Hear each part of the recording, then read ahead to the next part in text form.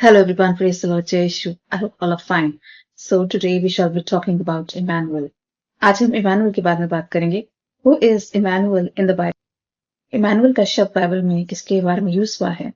Emmanuel means God is with us. यानी परमेश्वर 24 घंटे हमारे साथ हैं. और इमानुअल का शब्द बाइबल में यूज हुआ है जीसस के लिए. आज हम बात करेंगे How God is with us 24 hours. Which means परमेश्वर हमारे साथ 24 घंटे रहते हैं.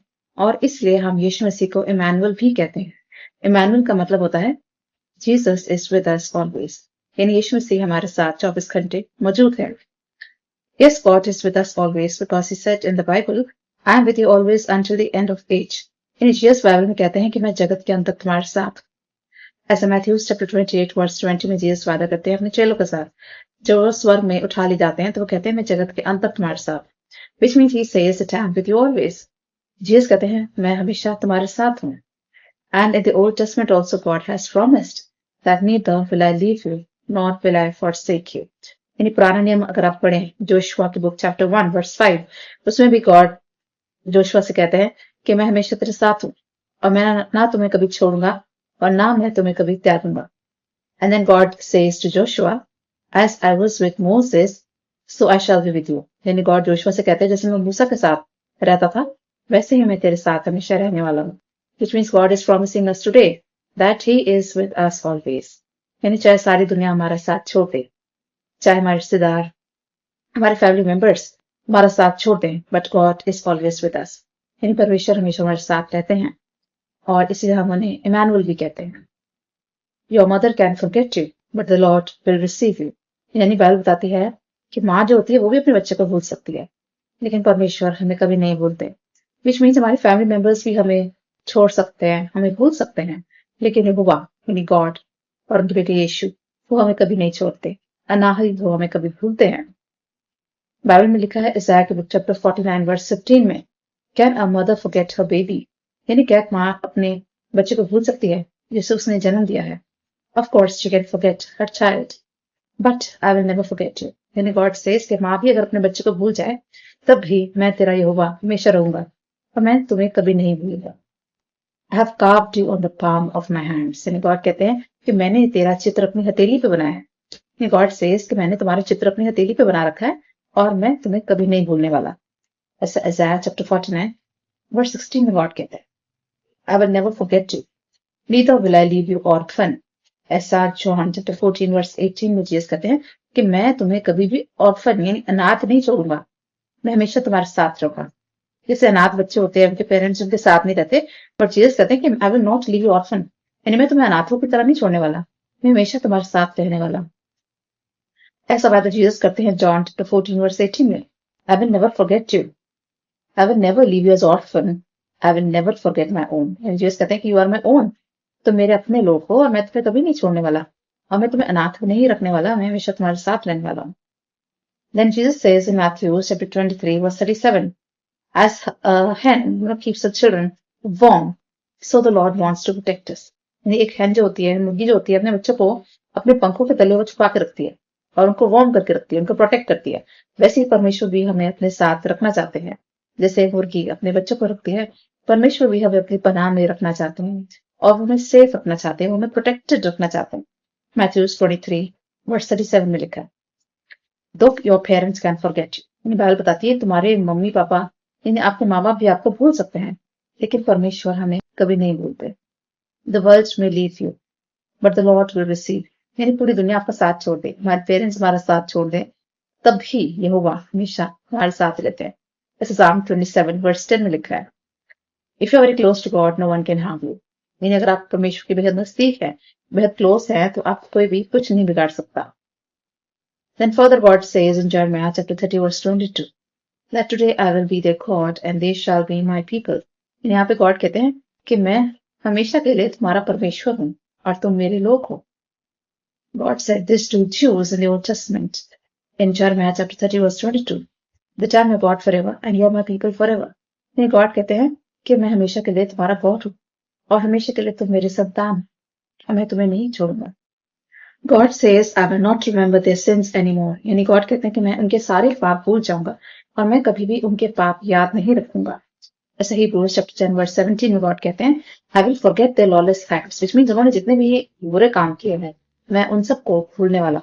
ऐसा गॉड Hebrews chapter 10 verse 17 में कहते हैं that I will be your God forever and I will forget all your evil acts, which means God कहते हैं मैं तुम्हारे सारे जो पुराने पाप हैं वो सब मैं भूलने वाला हूँ। which means God says I will never remember your sins, और आपने पास्ट में जितने भी पाप किए हैं वो सब गॉड भूल जाएंगे। क्यों? क्योंकि वो हमेशा के लिए हमारे पिता हैं, हमारे परमेश्वर हैं। Sometimes people deceive us, but the Lord will receive us. ऐसा Matthew chapter 24 verse 5 में लिखा है कि चाहे पूरी दुनिया हमें भूल जाए, चाहे हमारे फैमिली मेंबर्स हमें भूल जाए, लेकिन गॉड हमेशा हमें रिसीव करेंगे। चाहे हमारे बेस्ट फ्रेंड्स भी हमें भूल जाएं, चाहे हमें वो भी रिसीव कर दें, धोखा दे दें, हमारे बेस्ट फ्रेंड्स, हमारे फैमिली मेंबर्स, हमारे भाई बहन, हमारे माँ बाप, चाहे हमारे जो सबसे क्लोज लोग हैं, जो सबसे क्लोज फैमिली मेंबर्स हैं, सबसे क्लोज फ्रेंड्स हैं, कोई दोस्त हैं, वो भी हमें धोखा दे सकते हैं, लेकिन गॉड हमें कभी धोखा नहीं देते। Even Jesus was betrayed by his immediate disciple. Jesus was betrayed by Judas Iscariot. यानी Judas Iscariot जो था, यूदा स्कूटी, वो 24 घंटे जीसस के साथ रहता और जीसस के साथ उठना बैठना, खाना पीना, उनके साथ घूमना फिरना, प्रचार करना। 24 hours he was with Jesus, night and day. He spent time with Jesus. But there was a time when he too betrayed him. यानी कि ऐसा समय आया जब जुडास इस्करियोट जो 24 घंटे यीशु के साथ रहता था, उसने भी यीशु को धोखा दे दिया। ऐसा Matthew chapter 26 verse 14 से 16 में लिखा है, he sold Jesus for 30 silver coins, यानी केवल 30 सिक्कों के लिए उसने यीशु को बेच दिया और यीशु को पकड़वा दिया सोल्जर्स के हाथ। he left Jesus for the sake of money, यानी वो पैसे के पीछे इतना दीवाना था कि उसने यीशु मसीह को पकड़ा दिया। वो इंसान जो 24 घंटे यीशु के साथ रहता था, which means हमारे आसपास जो लोग हमारे रहते हैं, जो 24 घंटे हमारे साथ रहते हैं, वो भी हमें धोखा दे सकते हैं। our family members can deceive us, our friends can deceive us, यानी हमारे जो फैमिली के लोग हैं, परिवार के लोग, हमारे दोस्त, वो भी धोखा दे सकते हैं, लेकिन परमेश्वर कहते हैं मैं तुम्हें कभी नहीं छोड़ूंगा, नहीं मैं तुम्हें कभी त्यागूंगा। And God says I am with you always. In today's world no one will love you as God loves you. जैसा हमें परमेश्वर प्रेम करते हैं, ऐसा हमें कोई भी प्रेम नहीं कर सकता। Even the immediate people will leave you और betray you like Judas Iscariot, यानी जो हमारे आसपास रहते हैं लोग 24 घंटे, वो बेस्ट फ्रेंड भी हो सकता है और कोई भी हो सकता है, वो भी हमें धोखा दे जाते हैं, जैसे जुडास ने जीसस को धोखा दिया। योर फ्रेंड्स और कलीग्स कैन लीव यू और प्ले कॉन्स्पिरेसी अगेंस्ट, यानी कई बार आपके बेस्ट फ्रेंड्स भी आपके खिलाफ कॉन्स्पिरेसी खेल जाएंगे, आपके खिलाफ कोई साजिश कर जाएंगे, जिससे आप अपने सबसे क्लोज समझते हैं, वो भी कई बार हमें धोखा दे जाता है।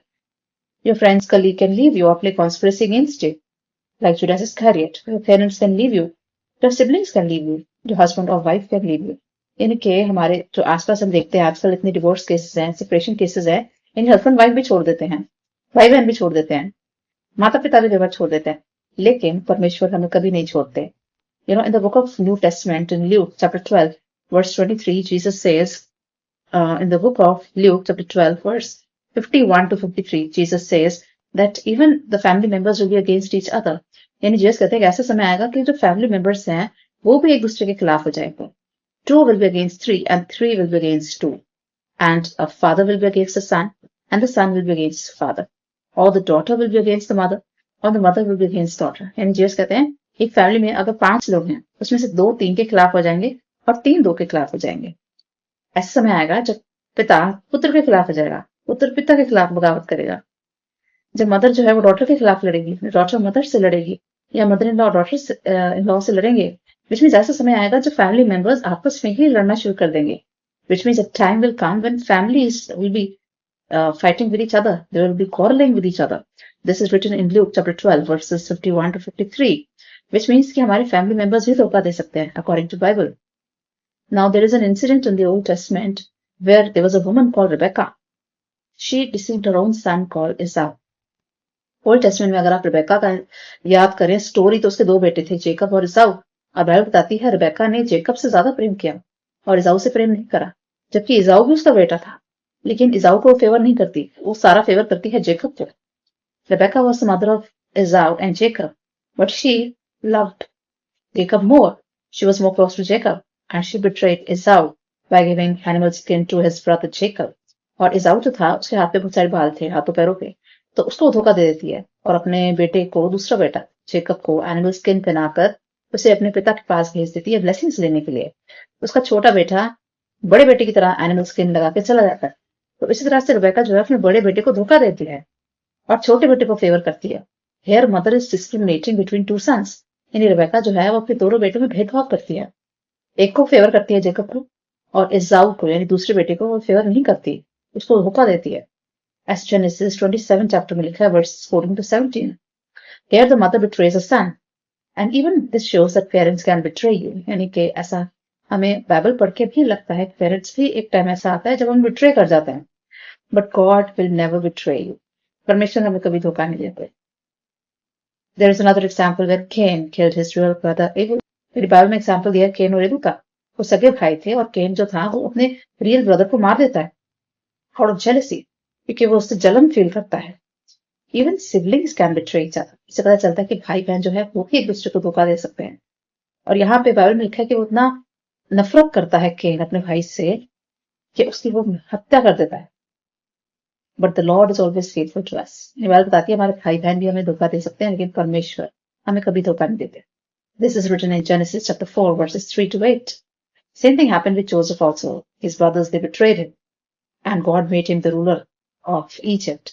यानी जोसेफ के साथ भी ऐसी हुआ था। ओल्ड टेस्टमेंट में उसके भाई उसको धोखा देते हैं, उसको मारने की कोशिश करते हैं, लेकिन परमेश्वर उसे इजिप्ट का प्राइम मिनिस्टर बना देते हैं। Joseph interpreted dreams and the king noticed him and he made him prime minister. Yusuf जो था उसके पास एक स्पेशल गिफ्ट थी, वो ड्रीम्स का मीनिंग बताता था, और इसी के कारण किंग जो है उसका स्टेटस रेज कर देता है और उसको प्राइम मिनिस्टर बना देते हैं इजिप्ट का। और जबकि उसके भाई उसके खिलाफ होते हैं, उसके 11 भाई होते हैं जोसेफ के, और 11 के 11 उसके खिलाफ मिलकर साजिश करते हैं, उसको मारने की कोशिश करते हैं। इमेजिन वो अकेला और 11 भाई एक तरफ, 11 brothers running after just one brother. 11 भाई एक तरफ, एक भाई एक तरफ, और 11 के 11 उसके पीछे पड़ जाते हैं, उसको मारने की कोशिश करते हैं, और किसी तरह से वो इजिप्ट पहुंच जाता है और वहां पे किंग उसको फेवर करता है और उसको प्राइम मिनिस्टर बना देता है।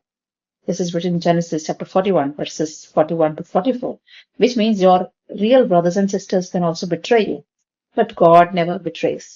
Which means हमारे सगे भाई बहन भी धोखा दे सकते हैं, लेकिन परमेश्वर कभी धोखा नहीं देता। Same thing happened with David also. उस टाइम पे किंग सॉल जो होता है वो कई बार कोशिश करता है दाऊद को मारने की। He being king betrayed David and he tried many times to kill him. It means even your horse can be against you.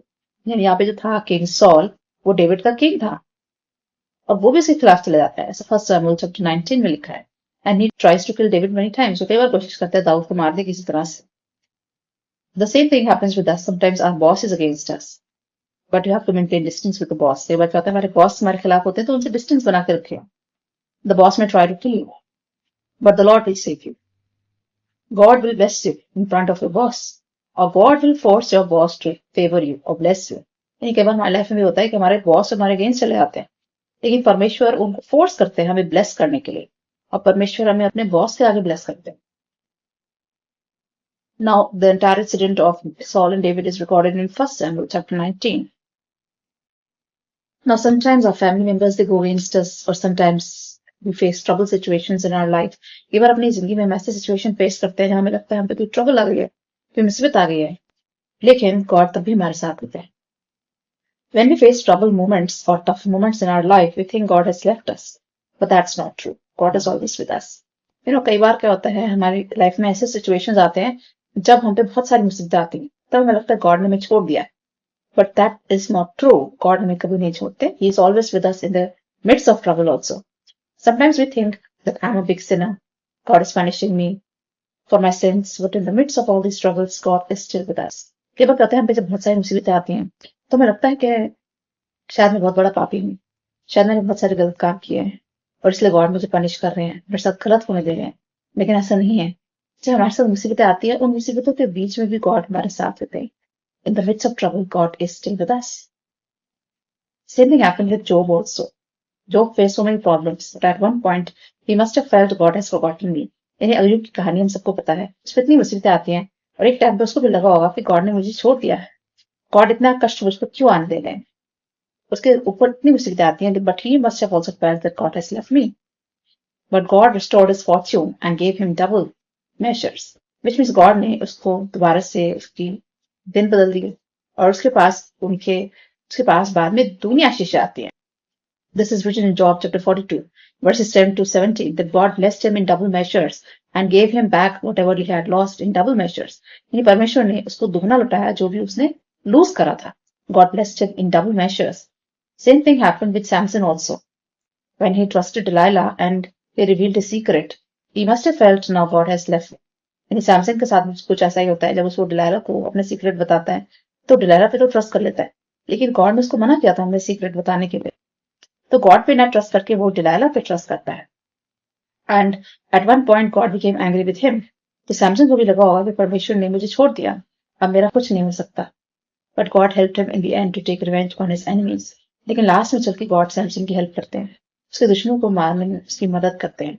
ऐसा चर्चेस चैप्टर 16 वर्स 28 से 30 में लिखा है, God was with him and God never left him.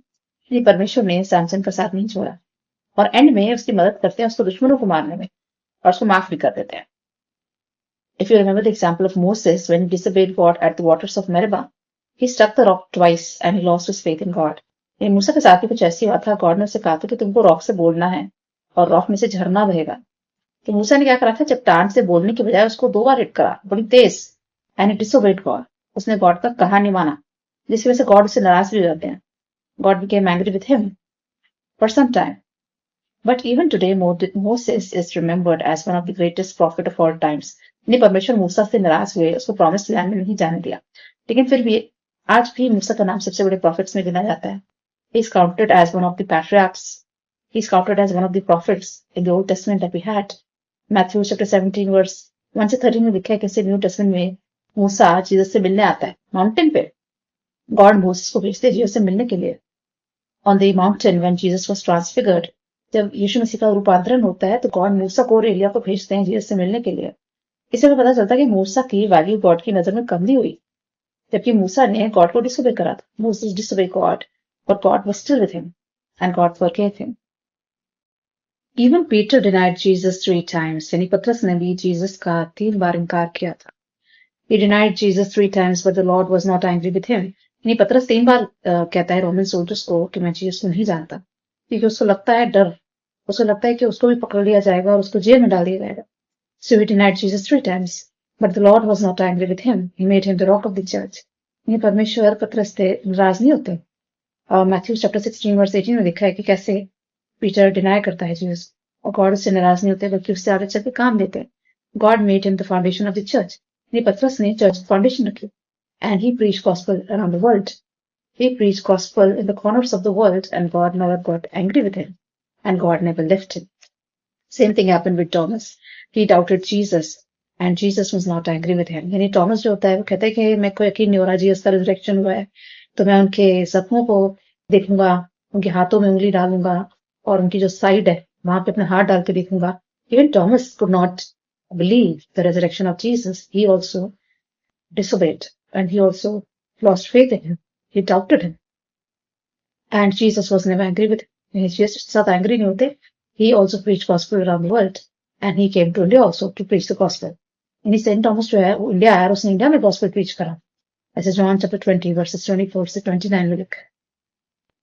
Which means हम चाहे कितने बड़े गुनाह क्यों न कर लें, हम परमेश्वर को धोखा दे देते हैं, परमेश्वर के साथ वफादारी भूल जाते हैं। But God is always with us because He is Emmanuel. Same thing happened with David also.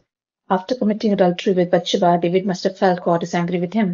Dawood ने जब व्यभिचार किया बत्शेबा के साथ, उसको लगा होगा कि गॉड उससे नाराज है और उसको लगा होगा गॉड उसको सजा देंगे, पनिश करेंगे, उसका क्या होगा। But God forgave him. परमेश्वर ने उसको माफ कर दिया। And Jesus came from David's line, and his name is recorded in the New Testament in genealogy, which means Dawood जो है उससे निकले हैं यीशु मसीह, यानी यीशु मसीह उसके वंशज है। जीसस उसकी लाइन से निकले, डेविड की लाइन से, और डेविड का नाम हमेशा के लिए न्यू टेस्टमेंट में रिकॉर्ड हो गया जीनोलॉजी में, और डेविड को माना जाता है जीसस का पूर्वज। विच मीन्स और गॉड ने डेविड से प्रॉमिस किया कि तुम्हारा जो किंगडम है वो कभी खत्म नहीं होगा, क्योंकि उस पर राज करेगा परमेश्वर का पुत्र जिसका नाम है यीशु मसीह। Which means God made such a big promise to David, and God forgave him that he will be the ancestor of Jesus, who is the son of God. परमेश्वर ने दाऊद से परमेश्वर बिल्कुल भी नाराज नहीं हुए, बल्कि उल्टा उसको ब्लेस करा। मैथ्यू चैप्टर 1 वर्सेस 6 और 17 में लिखा है कि कैसे डेविड जो है वो एंसेस्टर बन गए जीसस के। इजराइलिट के साथ भी कुछ ऐसे हुआ था। They were stubborn people, a stubborn race, and they always disobeyed God. यानी इजराइलिट्स जो थे, यहूदी लोग जो थे, वो भी परमेश्वर को बार बार डिसोबे करते थे, उनकी नाफरमानी करते थे और परमेश्वर पर शक करते थे। And they wandered in the desert for 40 years। यानी परमेश्वर उनको 40 साल डेजर्ट में भटकने देते हैं, but still they also reach the promise land, यानी उनको भी माफी मिली और वो अंत में जाके प्रॉमिस लैंड में पहुंचे। ऐसे जोशुआ चैप्टर 5 वर्स 6 में लिखा, God send Jesus in this world to be with us always, यानी हम चाहे कितने भी पाप क्यों ना कर लें, परमेश्वर को कितना धोखा क्यों ना दे दें, अनफेथफुल हो जाए, परमेश्वर के साथ वफादारी भूल जाए या परमेश्वर को भूल जाए, but God is always with us and he never forgets us, यानी परमेश्वर हमेशा हमारे साथ रहते हैं और हमें कभी नहीं भूलते। He sent Jesus in this world to be with us always, and Jesus is called Emmanuel. यानी परमेश्वर ने यीशु को इस दुनिया में भेजा और यीशु का नाम है इमैनुअल, जिसका मतलब होता है परमेश्वर हमारे साथ है। ऐसा मैथ्यू चैप्टर 1 वर्स 23 में लिखा है, God send his Holy Spirit as counsellor, comforter, helper and guide. परमेश्वर ने अपना पवित्र आत्मा इस दुनिया में भेजा ताकि वो हमारा हेल्पर रहे, वो हमारा सहायक बने, हमें कंफर्ट दे, हमें हेल्प दे, हमारा गाइड बने। ऐसा जॉन चैप्टर 14 वर्स 26 में लिखा है, ये परमेश्वर का पवित्र आत्मा भी हमेशा हमारे साथ रहता है। गॉड की होली स्पिरिट हमेशा हमारे साथ रहती है, उसका पवित्र आत्मा हमारे साथ रहता है, हमारा कंफर्टर बनके, हमारा दोस्त बनके, सहायक बनके, हेल्पर बनके। This shows God is with us 24 hours, he is with us always. ऐसा रोमन्स चैप्टर 8 वर्स 9 में भी लिखा है, we forget him but he never forgets us and remembers us. हम परमेश्वर को भूल जाते हैं, लेकिन परमेश्वर हमेशा हमें याद रखते हैं। He can not forget his nature. परमेश्वर का स्वभाव कभी नहीं बदलता, उनका नेचर हमेशा एक सा रहता है और वो अपने स्वभाव के अगेंस्ट नहीं जा सकते, क्योंकि परमेश्वर का स्वभाव ही बड़ा अच्छा है। उनका स्वभाव है एक माफी देने वाला दिल, एक साफ सुथरा माफी देने वाला दिल। वो दयालु प्रभु है, वो मर्सीफुल फादर है, वो माफ करने वाला पिता है और बड़ी देर से गुस्सा करने वाला पिता है, और वो अपने नेचर के अगेंस्ट नहीं जा सकते। परमेश्वर का नेचर ही ऐसा है। He is a merciful father, वो दया से भरा हुआ पिता है, and he cannot go against his nature, he cannot change his nature, he cannot forget his nature, ऐसा Numbers 23:19 में लिखा है। Jesus is same yesterday, today and tomorrow, which means कल, आज और आने वाले कल में भी यीशु से एक जैसे रहने वाले हैं। Jesus is the same yesterday, today and forever, यानी कल, आज और अनंत काल के लिए यीशु से ऐसे ही रहेंगे। ऐसे ही Hebrews chapter 13 verse 8 में लिखा है, We can betray him, but he never betrays us, यानी हम परमेश्वर को धोखा दे जाते, लेकिन परमेश्वर हमें कभी धोखा नहीं देता। We can be unfaithful to God, but God is always faithful to us, ऐसा 2 Timothy 2:13 में भी लिखा है। यानी हम कई बार परमेश्वर से वफादारी करना भूल जाते हैं, लेकिन परमेश्वर हमेशा वफादारी करता है। He is faithful enough to forgive us our sins and protect us from all unrighteousness, यानी जब हम सच्चे दिल से माफी मांगते हैं तो परमेश्वर हमें माफ भी करते हैं और हमें एक अच्छा इंसान बनने का मौका देते हैं और हमें हमारे सारे अधर्मों से वो माफ कर देते हैं। ऐसा 1 John chapter 1 verse 9 में लिखा है, God says, I have counted your tears in my water, यानी परमेश्वर कहते हैं तुम्हारे जितने आंसू तुमने बहाए हैं वो सब मैंने इकट्ठे करके रखे हुए अपनी बॉटल में। For every tear that you have shed, God is going to provide you justice, यानी आपने जितने आंसू बहाए हर एक के लिए आपको इंसाफ मिलेगा, हर एक के लिए आपको जस्टिस मिलेगा। और परमेश्वर हमारे आंसुओं का हिसाब रखते हैं। हम रोज जितने आंसू बहाते हैं परमेश्वर हर एक का हिसाब रखते हैं और उसके बदले में हमें दुनिया आशीष देने वाला है। और जितने आंसू हमने बहाए उनके बदले में हमें न्याय मिलेगा, हमें इंसाफ मिलेगा, हमें जस्टिस मिलेगा। ऐसे Psalm 56:8 में लिखा है, I will wipe every tear from their eyes and there will be no more misery and suffering, नहीं जीसस कहते हैं मैं हर एक आंसू उनकी आंखों से पोंछ दूंगा, वहां पे दोबारा उनको कभी दुख नहीं आएगा, संकट नहीं आएगी, तकलीफ नहीं आएगी। ऐसे Revelation 21:4 में लिखा, So always remember that as God is with you, when no one is at your side, when everyone leave you, remember God is your refuge, your ever present, a help in the times of trouble, which means जब सारी दुनिया आपका साथ छोड़ दे, आपके माँ बाप, आपके भाई बहन, आपके दोस्त यार, आपके पति पत्नी भी आपका साथ छोड़ दे, लेकिन परमेश्वर आपके साथ कभी नहीं छोड़ेंगे। He will never leave you, and the Bible says he is a refuge, यानी परमेश्वर हमारा शरण स्थान है, हम उसमें शरण लेते हैं। And he is ever present help in the times of trouble, और संकट के समय में परमेश्वर हमारी एकदम सहायता करते हैं। जब जब उनके संकट आता है परमेश्वर हम पे एकदम सहायता भेजते हैं। Psalm 46:1 में लिखा है, The name of God is a strong tower and the righteous run to it and are safe, यानी परमेश्वर का जो नाम है वो एक टावर की तरह है, एक स्ट्रॉन्ग टावर जैसे होता है जिसको कितनी भी आंधी तूफान आ जाए वो उसको हिला नहीं पाते, उसको गिरा नहीं पाते। उसी तरह से परमेश्वर का नाम एक स्ट्रॉन्ग टावर की तरह है, और righteous run to it and are safe, यानी जो धर्मी जो है, विश्वासी जो है, वो परमेश्वर की तरफ भागते हैं और उसके नाम में शरण लेते हैं।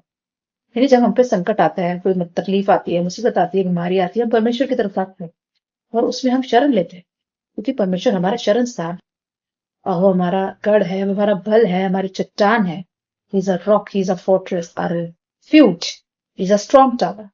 परमेश्वर एक चट्टान की तरह मजबूत है, एक रॉक की तरह मजबूत है, वो किले की तरह मजबूत है। और जब हम उन पे संकट आता है, हम उसकी तरफ भागते हैं परमेश्वर की तरफ और उनके अंदर छिप जाते हैं और उनमें शरण लेते हैं। So always remember that God is with you 24 hours and always take his refuge and always take his help. I would like to pray for all of you. Heavenly Father, we come before you with our prayers.